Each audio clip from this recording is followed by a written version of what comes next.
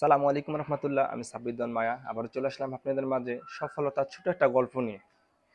যে আসলে সফলতা এইভাবে আসে না, সফলতার জন্য আপনাকে প্রচুর পরিশ্রম করতে হবে। আল্লাহ চাইতে ইনশাল্লাহ আপনি একদিন সফল ব্যক্তি হতে পারবেন। যে অনেকে জানেন যে আমি ছোটখাটো একটা সরকারি জব চাকরি করি। আলহামদুলিল্লাহ ওই চাকরির চাইতে আমার মনে হয় ব্যবসা অনেক ভালো, অনেক ভালো।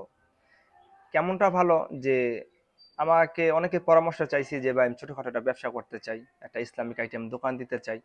যে অনেকে বলে যে ইসলামিক আইটেম দোকান তেমন ভালো চলে না, এটা টুপি আতর দোকানতে কি হবে।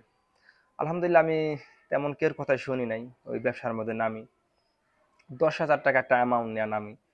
আলহামদুলিল্লাহ আল্লাহর কাছে লাখ লাখ শুক্রিয়া, এখন এমনও আতর আছে আমার দোকানে, মানে এক শিশি আতরের দাম 10,000 টাকা।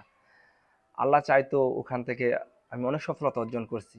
এখন মানে তো দেখতেই পারেন যে আমি কিভাবে চলি, আমার গ্রামের মানুষ দেখে।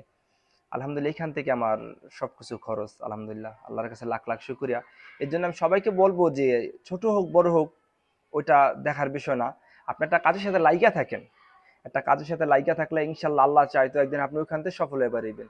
মূলত যারা ব্যবসা করতে চান আমি তাদের উদ্দেশ্যে বলবো এই কথাটা বারবার, আপনার যে ব্যবসা করেন আলহামদুলিল্লাহ আপনার ওই ব্যবসার সাথে লাইগা থাকেন।